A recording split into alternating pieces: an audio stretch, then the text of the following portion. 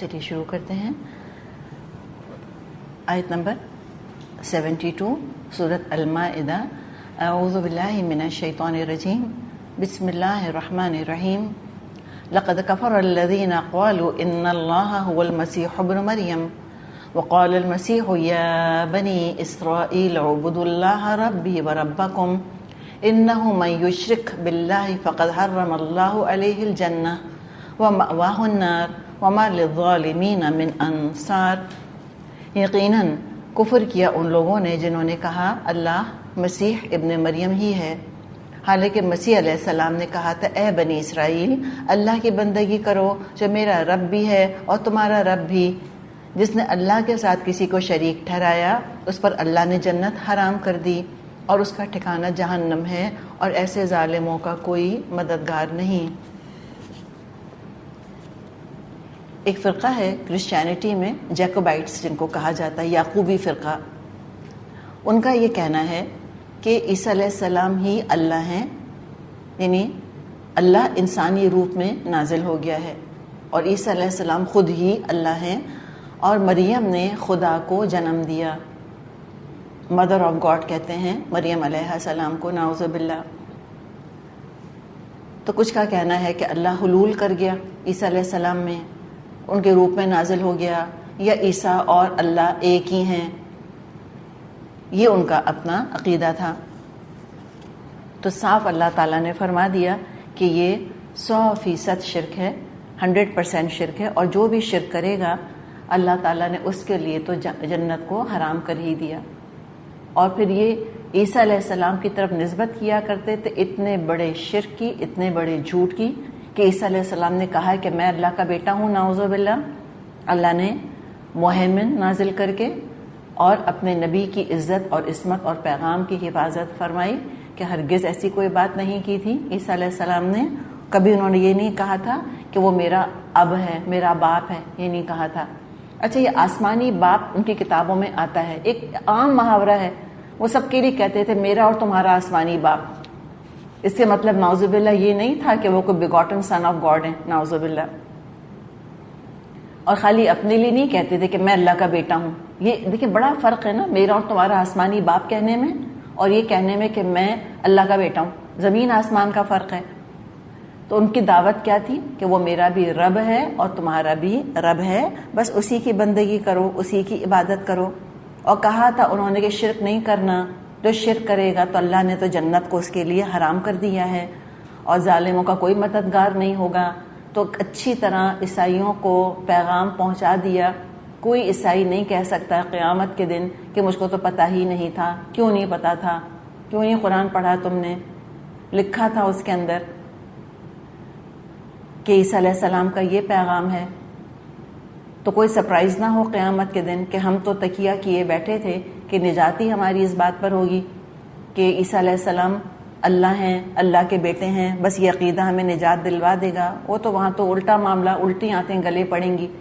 جن پتوں پہ تھا تکیہ وہی پتے ہوا دینے لگے. آگے فرمایا لقد كفر الذين قالوا ان الله ثالث ثلاثة وما من إله إلا إله واحد وإن لم ينتهوا عما يقولون ليمسن الذين كفروا منهم عذاب أليم. یقیناً کفر کیا ان لوگوں نے جنہوں نے کہا اللہ تین میں کا ایک ہے یا تین میں کا تیسرا ہے، حالانکہ ایک اللہ کے سوا کوئی معبود نہیں. اگر یہ لوگ اپنی ان باتوں سے باز نہ آئے تو ان میں سے جس نے کفر کیا ہے اس کو دردناک سزا دی جائے گی. اچھا، پہلا عقیدہ کیا تھا کہ اللہ اور عیسیٰ ایک ہی ہیں، سیم. شرک کی ایک وہ قسم. یہ کیا ہے؟ یہ ٹرینٹی کا عقیدہ ہے، تثلیث، کہ اللہ کی ذات تقسیم ہو گئی ہے. جو اللہ کا ایسنس ہے وہی عیسیٰ کا بھی ایسنس ہے. جیسے کہ بعض لوگ کہتے ہیں کہ محمد صلی اللہ علیہ وسلم کون ہے؟ نور من نور اللہ، اللہ کے نور میں سے ایک نور ہیں. یہ بدترین شرک ہے، اس کو شرک فی الذات کہا جاتا ہے. کہ انہوں نے کہا کہ ان اللہ ثالث ثلاثہ، کہ بیسکلی اللہ تین ہے اور تین میں کا تیسرا اللہ ہے. تو God the Father, God the Son, God the Holy Ghost کہتے ہیں، تو یہ شرک فی الذات کر رہے ہیں. اور کبھی بھی اس عقیدے کو انسان صحیح عقیدہ نہ سمجھے. یہ کوئی تعظیم کا طریقہ نہیں ہے. نبی اکرم صلی اللہ علیہ وسلم کے لیے ایسا کہنا کہ نور من نور اللہ، اللہ کے نور میں سے نور، اللہ کے نور میں سے بنے ہیں. اللہ کا نور ان کریٹڈ نور ہے. بعض دفعہ ہم اپنی کم علمی کی وجہ سے کہہ دیتے ہیں کہ every human being has a divine spark in him. وہ جو ہے نا قرآن میں نفخت فیہ من روحی، کہ میں نے اپنی روح میں سے اس میں پھونکا ہے. تو نعوذ باللہ کوئی اللہ کا ایسنس نہیں آ گیا انسان کے اندر. جو اللہ تعالیٰ نے روح پھونکی ہے وہ کریٹڈ ہے، مخلوق ہے. وہ اللہ ان کریٹڈ ہے، احد ہے، صمد ہے، لم یلد ہے ولم یولد ہے، نہ پیدا کیا گیا نہ اس نے کسی کو پیدا کیا.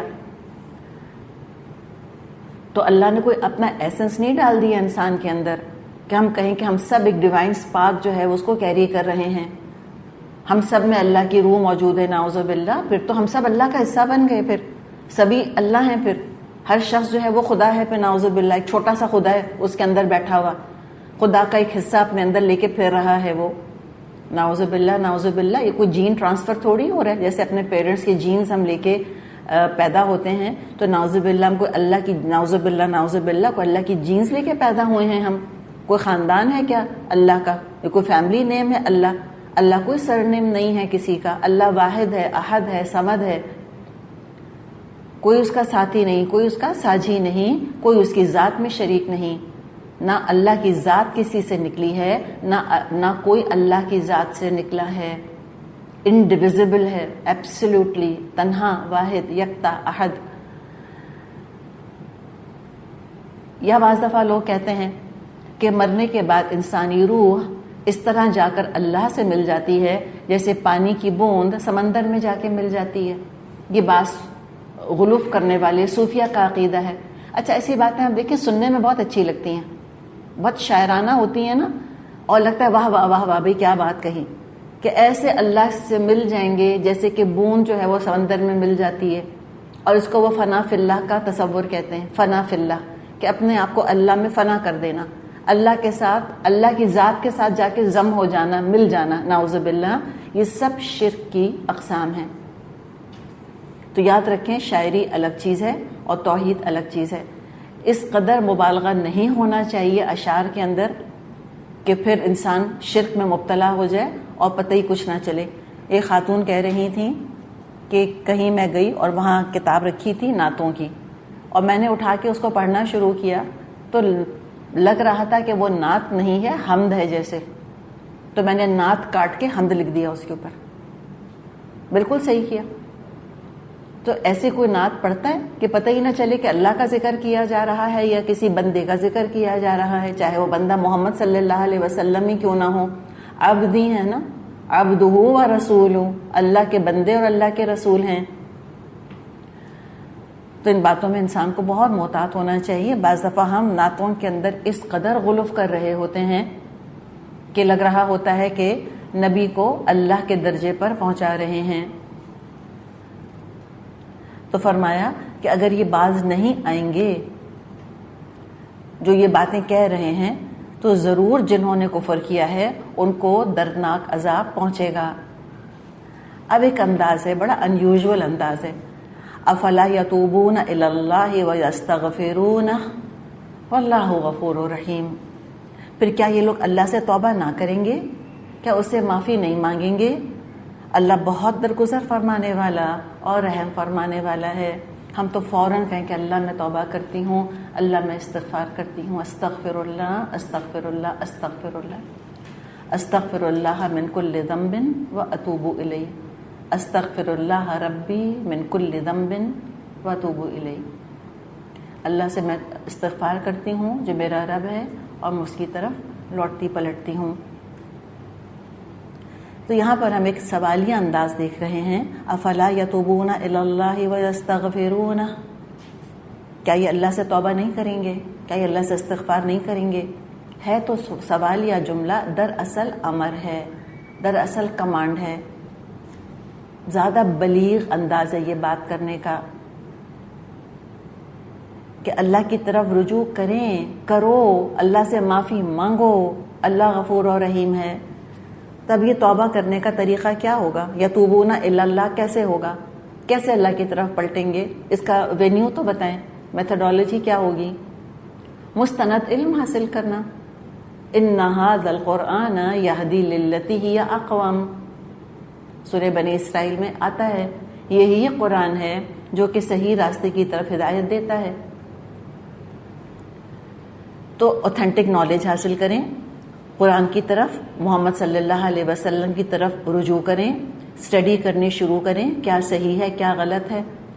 یہ ہے کیا؟ یتوبون الی اللہ، یہ ہے توبہ، یہ ہے اللہ کی طرف لوٹنا اور اللہ سے استغفار کریں. دوسرا قدم بخشش مانگیں اللہ سے کہ جو ہو چکا اللہ مجھے معاف کر دے. تو استغفار کا تعلق کس سے ہے؟ ماضی سے. اور توبہ کا تعلق کس سے ہے؟ مستقبل سے. استغفار ہے پچھلے گناہوں کے بارے میں اللہ سے معافی مانگ لینا، اور توبہ کیا ہے؟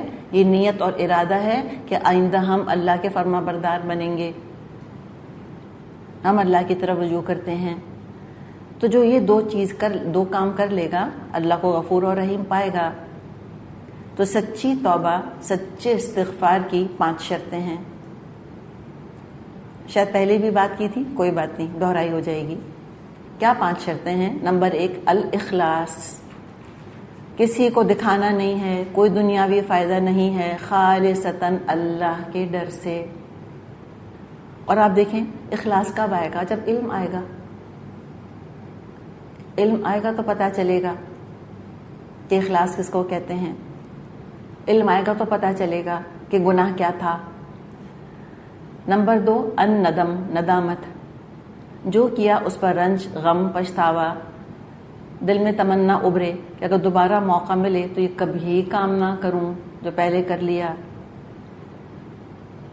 تو یہ کیا ہے؟ دل کی کیفیت ہے، اخلاص بھی اور ندامت بھی.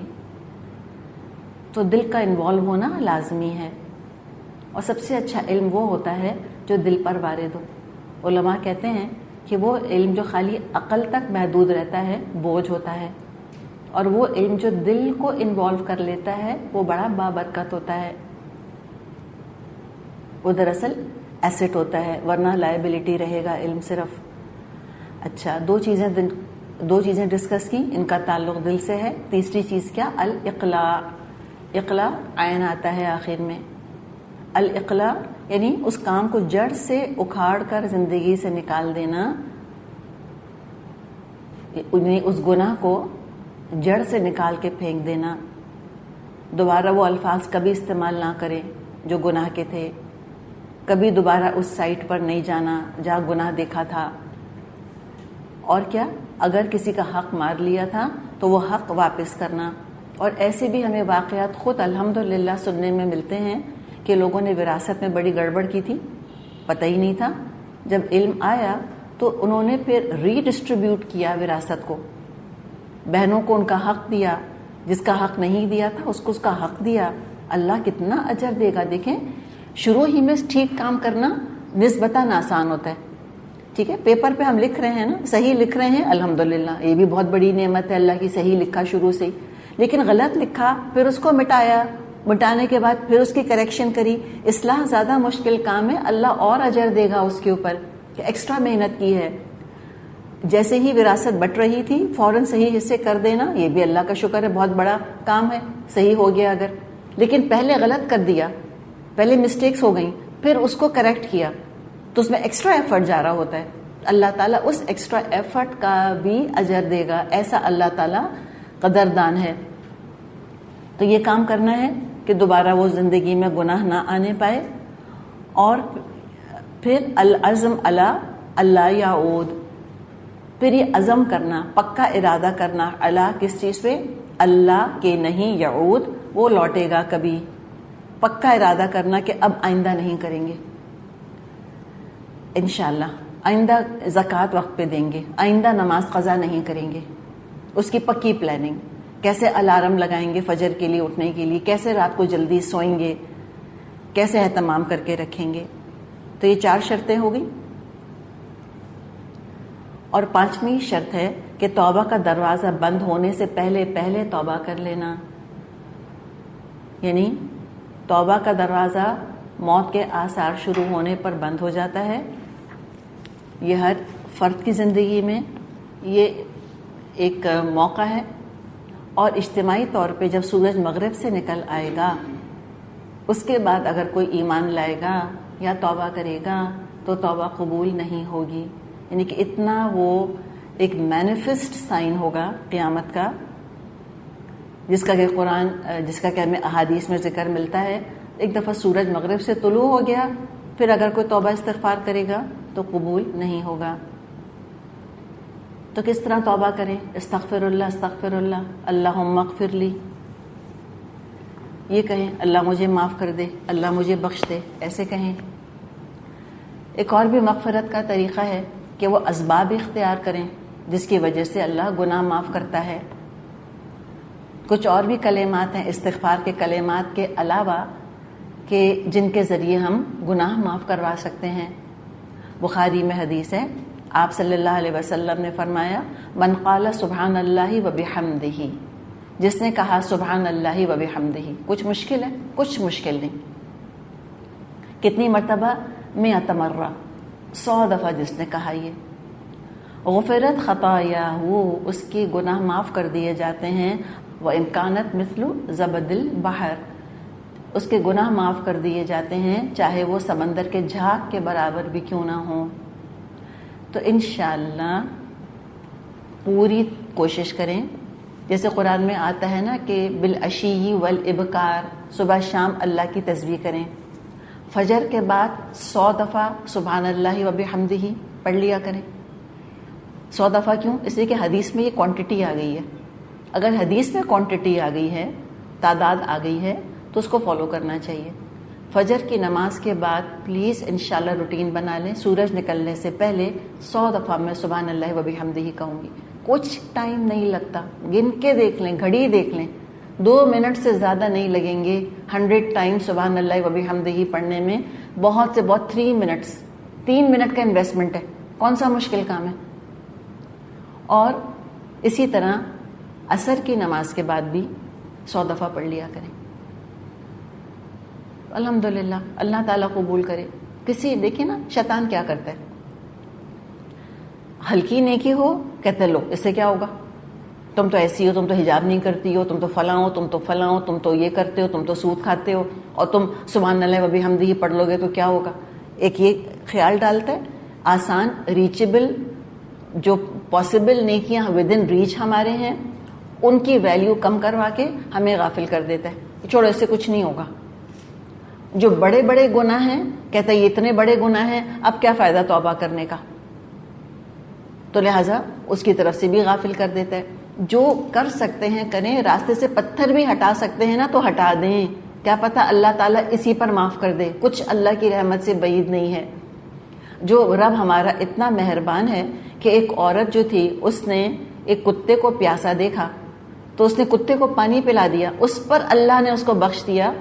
تو پھر اللہ تعالیٰ کی رحمت سے کیا بعید ہے.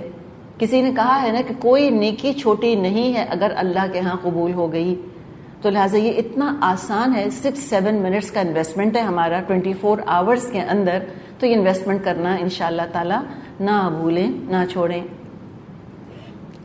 اچھا، اور بھی طریقہ ہے گناہ کی مغفرت کا کہ اچھی طرح وضو کر کے اور دل کی حضوری سے 2 رکعت نماز ادا کر لیں. اس سے بھی گناہ معاف ہوتے ہیں. اچھی طرح پوری توجہ، خشوع کے ساتھ، خضوع کے ساتھ 2 رکعت نفل ادا کر لیں. اور پھر مرد جو جمعے کے لیے جماعت کے لیے جاتے ہیں، جمعے کی جماعت کے لیے، اور جمعہ ہوتا ہی اوبیسلی جماعت کے ساتھ ہے، اس کے بارے میں آپ صلی اللہ علیہ وسلم نے فرمایا الجمعۃ للجمعۃ کفارۃ لما بینہما. ایک جمعے سے لے کے اگلے جمعے تک جو ہے وہ کفارہ بن جاتا ہے ان تمام گناہوں کا جو بیچ میں کیے گئے ہوتے ہیں. احمد میں یہ روایت موجود ہے. اور بھی بہت سے اسباب ہیں، ہم تو کوئی ایگزاسٹو ڈسکشن نہیں کر رہے یہاں پر اس وقت، لیکن اور بھی بہت سے اسباب ہیں جس سے کہ اللہ تعالیٰ گناہ معاف فرماتا ہے. اب ہمیں اندازہ ہو رہا ہے نا ایمان کا فائدہ. اتنا فائدہ ہے مومن کا. تبھی تو اللہ مومن کو بخشے گا. مومن ہی جمعہ پڑھتا ہے, مومن ہی نوافل پڑھتا ہے, مومن ہی سبحان اللہ و بحمدہ کہتا ہے. اللہ تعالیٰ نے کیا کیا ہم کو کنسیشنز اور کیا کیا فیسلٹیز اللہ نے ہم کو دی ہوئی ہیں. کیسے اللہ کا شکر ادا نہ کریں ہم کہ الحمدللہ علی نعمت الاسلام وکفا بہا نعمہ. اور کافر کی, مشرک کی توبہ کیا ہے کہ کفر چھوڑ دے, شرک چھوڑ دے اور ایمان لے آئے. اب صحیح عقیدہ بتایا جا رہا ہے مسیح علیہ السلام کے بارے میں. بل مسیح ابن مریم الا رسول, مسیح ابن مریم اس کے سوا کچھ نہیں کہ بس ایک رسول تھے. قد خلت من قبلہ الرسل, اس سے پہلے اور بہت سے رسول گزر چکے. وامہ صدیقہ, اور اس کی ماں ایک راست باز عورت تھی. کانا یاکلان الطعام, وہ دونوں کھانا کھایا کرتے تھے. انظر کیف نبین لہم الآیات ثم انظر انا یؤفکون, دیکھو ہم کس طرح ان کے سامنے حقیقت کی نشانیاں واضح کرتے ہیں, پھر دیکھو یہ کدھر الٹے پھرے جاتے ہیں. تو یہ صحیح عقیدہ بتا دیا کہ مسیح خدا نہیں, خدا کے بیٹے نہیں. جیسے اور رسول آئے, ایک رسول ہے تو بھی کیا ضرورت پڑی, کیا مشکل آئی ہے تم پہ کہ تم انسسٹ کر رہے ہو کہ وہ اللہ کے بیٹے ہیں, اللہ کے بیٹے ہیں. فار واٹ, کیا لاجک ہے اس کے پیچھے؟ کوئی لاجک نہیں ان کے, بس سنی سنائی دیکھی دکھائی قوموں کے عقیدے پر چل پڑے. اور فرمایا بہت رسول پہلے بھی گزر چکے. اچھا, ایک کنٹروورسی رہی ہے اور خود اسلام میں بھی رہی ہے مریم علیہ السلام کے سٹیٹس کے بارے میں کہ کیا وہ نبیہ تھیں یا نہیں تھیں. تو اس کا جواب کیا ہے؟ نبیہ تھیں کہ نہیں تھیں؟ کوئی کہتے کہ نہیں وہ نبیہ تھیں, اس لیے کہ جبریل علیہ السلام ان کے پاس آئے تھے, چاہے انسانی شکل ہی میں آئے تھے لیکن آئے تھے. تو اس کی دلیل یہاں موجود ہے. اللہ نے کیا فرمایا ہے ان کے سٹیٹس کے بارے میں؟ وہ امہ نبیہ لکھا ہے. کیا لکھا ہے؟ امہ صدیقہ. اور ہم نے جو 4 کیٹیگریز پڑھی ہیں نیک لوگوں کی, ہائیسٹ کیا ہے؟ النبیین, اس کے بعد الصدیقین, پھر شہداء, پھر صالحین. تو یہ صدیقہ کی کیٹیگری میں مریم علیہ السلام کا نام آتا ہے. اور کامل خواتین میں آپ صلی اللہ علیہ وسلم نے مریم علیہ السلام کا نام لیا. اعلیٰ ترین درجہ نبوت کا, نبی تھے لیکن انسان تھے. اس کے بعد درجہ صدیق کا, صدیقہ تھی لیکن انسان تھیں. اور ثبوت کے طور پہ فرمایا کہ وہ کھانا کھاتے تھے. اس اتنی سی بات میں بہت ساری چیزیں آ گئیں. کھانا کھاتے تھے, کیوں کھاتے تھے؟ اس لیے کہ محتاج تھے, بھوک لگتی تھی, نہ کھانے کی وجہ سے کمزوری لاحق ہو سکتی تھی, بیمار ہو سکتے تھے یا موت واقع ہو سکتی تھی. کھانے کی خواہش موجود تھی. اور جب کھانا کھائیں گے تو پھر وہ ڈائجسٹو سسٹم بھی تو اپنا کام کرے گا, اور جو کھائیں گے وہ جسم سے خارج بھی تو ہوگا. قرآن تو نہیں کہہ رہا, لیکن ہم سب 2+2 کر رہے ہیں.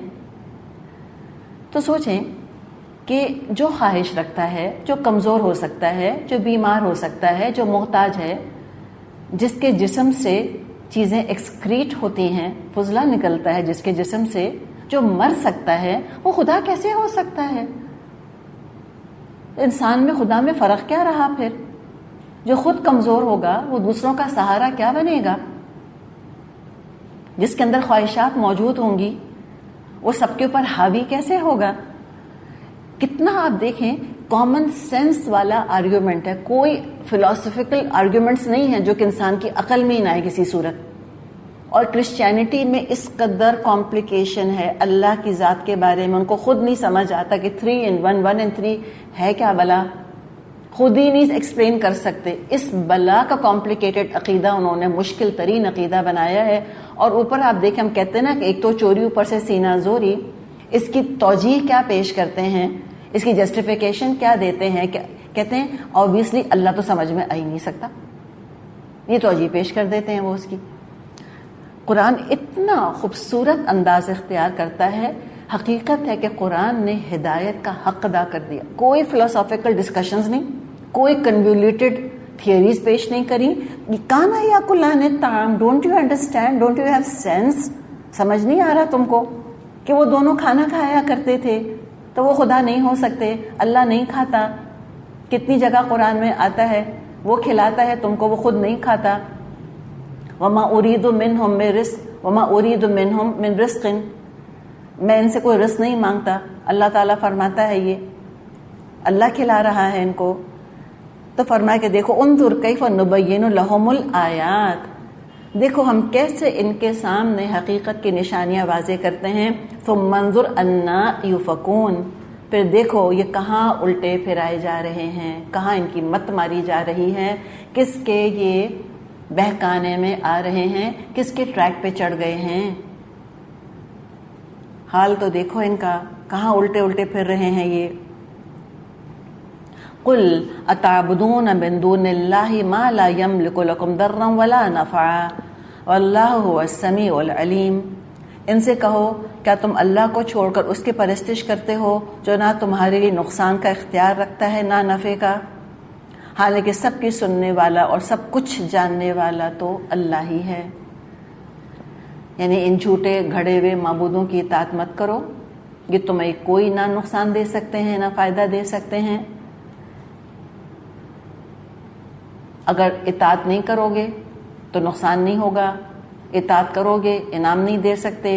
تم ان سے دعائیں کرتے رہو, ان کا نام لے لے کر تم پکارتے رہو, او جیزس او جیزس کہتے رہو, اے لکشمی دیوی کہتے رہو, کچھ بھی کہتے رہو, ان کے اپنے بس میں کچھ بھی نہیں. یا تو صرف فکٹیشس نام ہے, ایٹلس پوسائیڈن وغیرہ وغیرہ جو نام رکھ لیے, لات منات عزا نام رکھ لیے, لکشمی دیوی ایسی بس فگمنٹ آف امیجنیشن, یا اللہ کی مخلوقات میں سے انبیاء ہیں یا فرشتے ہیں, ان کو پکارتے رہو, ان سے دعائیں مانگتے رہو, کوئی فائدہ ہونا نہیں ہے, بس صرف شرک کے مرتکب ہو رہے ہوگے. اور شرک فی الدعا ایک قسم ہے شرک کی, غیر اللہ سے دعا مانگنا. ان کے بس میں کچھ نہیں, یہ تمہارا کچھ بھی نہیں کر سکتے. قل, اے نبی صلی اللہ علیہ وسلم فرما دیجئے, یا اہل الکتاب, اے اہل کتاب, لا تغلو فی دینکم, اپنے دین میں ناحق غلو مت کرو.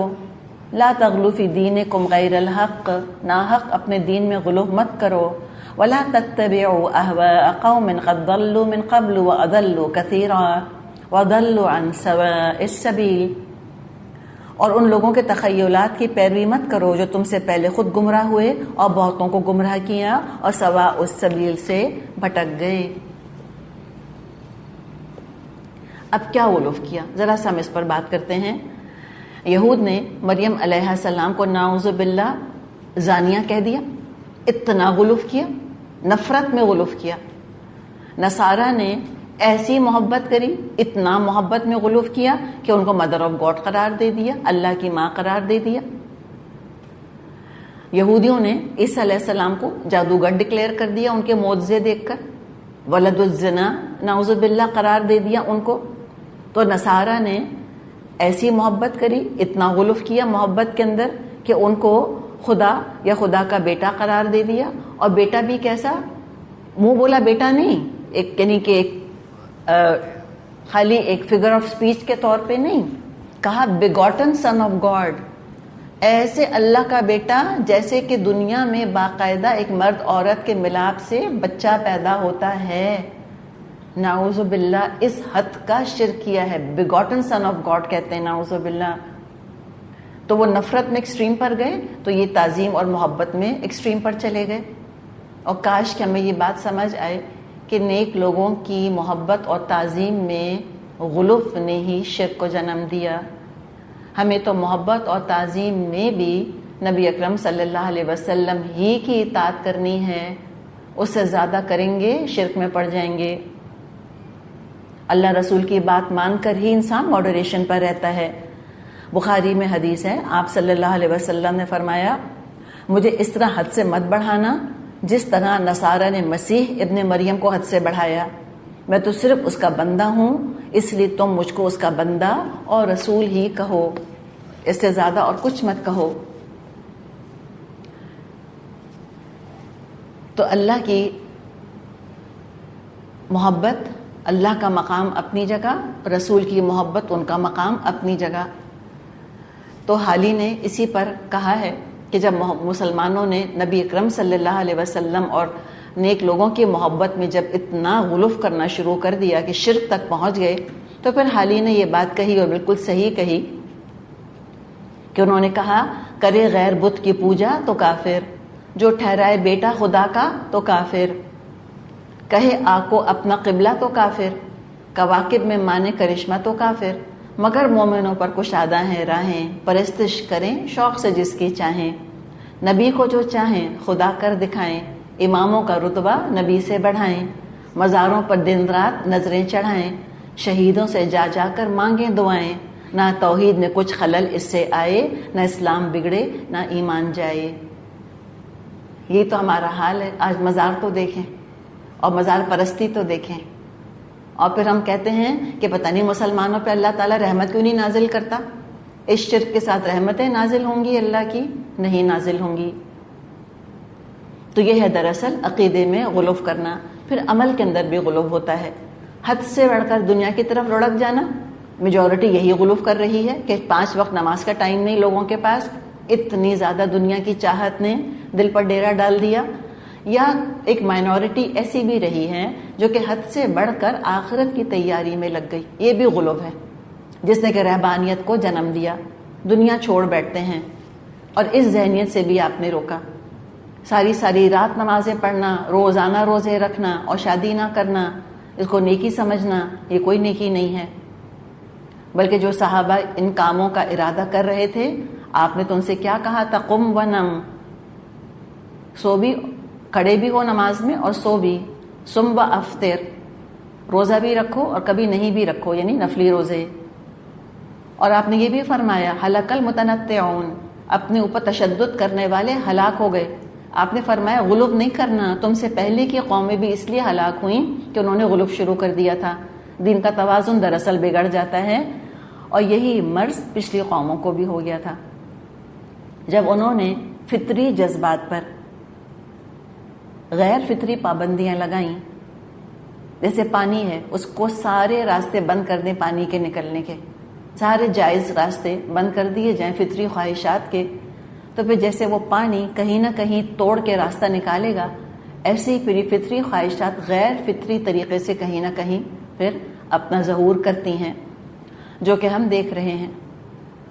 انہوں نے اپنا ایک مناسٹک وے آف لائف بنایا، اور پھر ایک جائز راستہ اللہ نے کھلا رکھا تھا نکاح کا، اس پر بلا وجہ کی پابندی لگا دی، ایبسٹیننس شروع کر دیا انہوں نے، سیلیبسی ایجاد کر لی انہوں نے اپنی طرف سے، رہبانیت ابتدعوها ما كتبناها علیہم فما رعوها حق رعایتها، یہ اللہ نے کہا ہے، اس کے پھر اس کا حق بھی ادا نہیں کر سکے۔ ایک تو خود ساختہ پابندی لگائی، حق بھی ادا نہیں کیا، اور ہم دیکھتے ہیں کیا کہ ڈیوینٹ بیہیویئرز ہیں جو ان کے پریسٹ وغیرہ کے ہمارے سامنے آج آ رہے ہیں، اور کس طرح جو کرسچن چرچ ہے وہ کس طرح ان سکینڈلز کی زد میں آیا ہوا ہے۔ تو یہ تو ہوگا، تو لہٰذا جو اللہ تعالیٰ نے جو چیزیں جائز حلال کی ہیں، انسان انجوائے کرے ان کو۔ یہ کوئی نیکی نہیں ہے اپنے لیے حلال کو حرام کر لینا۔ ہم ایک سیب کو بھی حرام نہیں کر سکتے، ہمیں آم پسند ہے، کوئی یہ نہیں کہہ سکتا کہ میں نے منت مانی ہے اور اب میں آم نہیں کھاؤں گی، میں چیریز نہیں کھاؤں گی، نہ، کوئی حلال کو حرام کرنے کی نظر نہیں مان سکتا اپنے اوپر۔ اس سے کیا ہوگا؟ دین میں بلا وجہ کی سختی آتی ہے، کوئی فائدہ اس کا نہیں ہے۔ پھر غلوف کیا ہے؟ دوسروں پر کفر کے فتوے لگانا۔ ہر شخص کافر، ہر شخص مرتد نظر آ رہا ہے، ہر شخص جہنمی نظر آ رہا ہے۔ اللہ اس سے بھی ہمیں اپنی پناہ میں رکھے۔ کہاں نبی اکرم صلی اللہ علیہ وسلم اور آپ کے مبارک ساتھیوں نے زندگیاں لگا دیں لوگوں کو اسلام کے دائرے میں داخل کرنے میں، اب زندگیاں کھپائی جا رہی ہیں لوگوں کو اسلام کے دائرے سے باہر نکالنے میں۔ اپنے علاوہ کوئی مسلمان نظر ہی نہیں آتا، سب جہنمی ہیں، خود ہی جنتی ہیں صرف۔ یہ ایک اور غلوف ہے کہ اتنا زیادہ مشکل کر دینا جنت کا حصول۔ اچھا، اب یہ جو بات کہی گئی ہے یہ بہت ہی امپورٹنٹ ہے، یہ بھی سمجھنے والی بات ہے کہ جو اللہ تعالیٰ نے فرمایا ہے کہ وَلَا تَتَّبِعُوا أَهْوَاءَ قَوْمٍ قَدْ ضَلُّوا مِنْ قَبْلُ وَأَضَلُّوا كَثِيرًا وَضَلُّوا عَنْ سَوَاءِ السَّبِيلِ، ان لوگوں کے تخیلات کی پیروی مت کرو جو تم سے پہلے خود گمراہ ہوئے اور بہتوں کو گمراہ کیا۔ یہ امپورٹنٹ بات ہے۔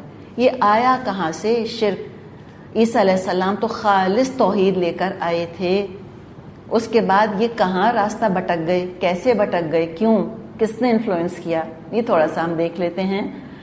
دراصل جو رومن مذہب ہے, روم کا جو ریلیجن تھا, obviously وہ پیگنز تھے, مشرک تھے. عیسائیت روم تک آئی, اور ہم جانتے ہیں کہ یہ سارا علاقہ تھا جہاں عیسیٰ علیہ السلام تھے, یہاں پر رومن انفلوئنس تھا, رومیوں کا قبضہ تھا اس جگہ پر. شروع 300 سال جو گزرے عیسیٰ علیہ السلام کے رفع آسمانی کے بعد, 300 سال تک انہرڈ آف تھا تثلیث کا عقیدہ, سنا ہی نہیں تھا کسی نے, خالص توحید تھی. اور انہی کو قرآن پہ نصارہ بھی کہتا ہے, یہ خالص عقیدے کے اوپر تھے. پھر کیا ہوا, وقت کے ساتھ ساتھ رومن انفلوئنس اس طرح بڑھا کہ جو ایک رومن ایمپرر تھا اس کا رجحان عیسائیت کی طرف ہوا اور وہ کنورٹ ہو گیا. کہنے کو رومن پیگن کنورٹ ہو کے کرسچن بنا, اصل میں رومنز نے کرسچینٹی کو کنورٹ کر دیا. کس میں؟ شرک میں, پیگنزم میں. 325 عیسوی میں, 325 عیسوی میں, یعنی عیسیٰ علیہ السلام کے رفع آسمانی کے 325 سال کے بعد, ترکی کا ایک شہر ہے نائسیہ, وہاں ایک قرارداد طے پائی. اس کو نائسین کریڈ کہا جاتا ہے, NICE, نائسین کریڈ. یہ وہ دور تھا کہ جب عیسیٰ علیہ السلام کے ماننے والوں کی ایک جماعت سختی سے اس بات پر جمی ہوئی تھی کہ عیسیٰ علیہ السلام اللہ کے بندے اور رسول تھے. دوسری طرف رومن پیگنزم کا زور لگ رہا تھا اور رومن ایمپرر کنورٹ ہو گیا تھا, کرسچن بن گیا تھا. سوچے نا, اسٹیٹ کا پاور کیا تھا, ول آف دا گورنمنٹ کس کے ساتھ تھی؟ رومنس کے ساتھ ہی تھی, وہ خود رومنس تھے. ان کے زیر اثر, یہ جو آپ کو یاد ہے ہم نے بات کی تھی علماء کی قسمیں جو ہوتی ہیں, اس میں ایک قسم تھی نا علماء الملہ, وہ نہیں, ایک کیا تھی, علماء الدولہ, یاد ہے آپ کو؟ اور علماء الدولہ کا ذکر کیا تھا, حکومت کو خوش کرنے والے جو علماء ہوتے ہیں. تو ایسے علماء ہر دور میں موجود رہے ہیں, برائی کے علماء. تو ایسے کچھ عیسائی علماء بھی تھے. تو یہ جو ایک جماعت تھی جو کہ توحید پر جمی ہوئی تھی, کچھ عیسائی علماء جو کہ رومنز کو خوش کرنا چاہتے تھے, انہوں نے اس جماعت سے کہنا شروع کر دیا کہ تم تو بہت زیادہ جوئش ہو گئے ہو. اور بالآخر انہی علماء نے رومنز کے ساتھ مل کر عقیدہ بنایا کہ عیسیٰ علیہ السلام ڈیوائن ہیں. پھر شریعت کو منسوخ کیا, گناہوں کے کفارے کے لیے کنفیشن کا نظام بنایا, اور چرچ کو پیسے دینے کا نظام بنایا, اور یہ کہا کہ آخرت کی نجات کے لیے کسی عمل کی ضرورت نہیں ہے. ساری شریعت جو تورات میں موجود تھی ایبروگیٹ کر دیا, منسوخ کر دیا, اور عقیدہ بنایا کہ اللہ نے اپنے اکلوتے بیٹے کو دنیا میں بھیج کر اور سولی چڑھوا کر سارے انسانوں کے گناہوں کا کفارہ ادا کروا دیا, اور اب یہ گردن میں صلیب ڈالے رکھتے ہیں. تو یہ جو ٹرینٹی کا کانسیپٹ ہے یہ مختلف مشرک مذاہب میں موجود رہا ہے. گاڈ ہیڈ کا تصور, ہندوؤں میں تری مورتی ہوتی ہے, برہما, وشنو اور شیوا. یہ ان کے یہاں تری مورتی. دیکھیے تری کیا ہے, تھری ثلاثہ نا, یہ ٹرینٹی. تو ٹرینٹی کوئی خالی کرسچن کانسیپٹ نہیں ہے, جتنے پیگن ریلیجنز ہیں ان میں اکثر میں ہم کو یہ ٹرینٹی کا کانسیپٹ ملے گا. ہندوؤں کے جیسے ابھی آپ کو بتایا, برہما, وشنو اور شیوا. یعنی کہ برہما کیا ہے, کریٹر گاڈ ہے, وشنو مینٹینر گاڈ ہے, اور شیوا تباہ کرنے والا, ڈسٹرائر گاڈ ہے ان کے ہاں. اور رومن جو اسٹیچوز ملتے ہیں جو فرانس سے لے کے اور بیلجیم تک پھیلے ہوئے ہیں, 3 چہروں 3 سروں والے خدا کے مجسمے موجود ہیں. تو عیسائیت نے رومنز کو عیسائی نہیں بنایا بلکہ روم کنورٹس کرسچینٹی, اور یہ اب تک چلا آ رہا ہے. اس کا یہاں ذکر کیا کہ تم کیوں اس قوم کی خواہشات کے پیچھے چل پڑے. تو یہ کون سی قوم ہے؟ رومنز. ان کے پیچھے تم چل پڑے اے عیسیٰ علیہ السلام کے ماننے والوں, بجائے کہ تم ان کو توحید پر لاتے. تم نے ان کی دیکھا دیکھی شرک اور تثلیث کے عقیدے گھڑ لیے, اختیار کر لیے. تو نصرانیوں کو سمجھایا جا رہا ہے کہ تم جس کو نصرانیت سمجھ رہے ہو یہ تمہارے گھر کی چیز نہیں ہے، بلکہ بت پرست قوموں نے برآمد کر کے تم پر لاد دی ہے، اٹس فارن ٹو یو۔ اور یہ صلیب کو دیکھیں کہ جو عقیدہ بنایا کروسیفیکیشن کا انہوں نے، اور صلیب ہی اس کا سمبل ہے نا، تو آج جو کراس ہے وہ تو ہے ہی کرسچنس کا ایک سمبل ہے، وہ گلے میں بھی پہنے رہتے ہیں اور اپنے آپ کو پھر وہ 3 جو ڈاٹس لگاتے ہیں نا، ایک ماتھے پر اور 2 دائیں اور بائیں لگا رہے ہوتے ہیں، کراس کا نشان بناتے ہیں۔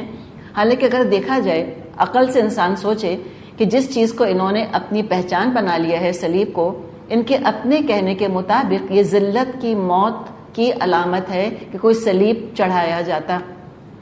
کتنی دردناک موت، کتنی تکلیف دہ موت، کہ کس طرح وہ کسی کو لے کر جاتے تھے، اور پھر یہ محاورہ بھی بن گیا ہے۔ انہیں ہوتا کیا تھا کہ جس کو صلیب چڑھاتے تھے وہ اپنی صلیب خود کیری کرتا تھا، اپنا کراس خود لے کے چلتا تھا، راستے میں لوگ اس کو برا بھلا کہتے تھے، کوئی تھوکتا تھا، کوئی جوتے مارتا تھا، کوئی کچھ کرتا تھا، پھر وہ صلیب نصب کی جاتی تھی اور اس کو صلیب دے دی جاتی تھی، اس کے ہاتھ پیروں میں کیلیں ٹھوک دی جاتی تھیں، اور انگلش میں محاورہ بن گیا ہے to carry, everybody carries their own cross, کہتے ہیں نا، دکھوں کی صلیب سب اٹھائے ہوئے ہیں، یہ محاورے بن گئے ہیں۔ تو یہ جو ذلت کا مظہر تھا اس کو انہوں نے جھنڈے پہ چڑھا دیا۔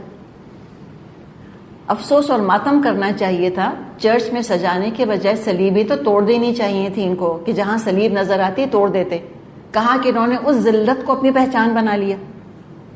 تو یہ بھی سیلف فلفلنگ پروفیسی ہی ہے دراصل، جس ذلت کو انہوں نے اپنا سمبل بنایا ہے وہ آخرت میں بھی ذلت ہی کا سبب بنے گا۔ اللہ نے کہہ دیا ہے کہ جس نے شرک کیا ہے اس پہ جنت حرام ہو چکی ہے۔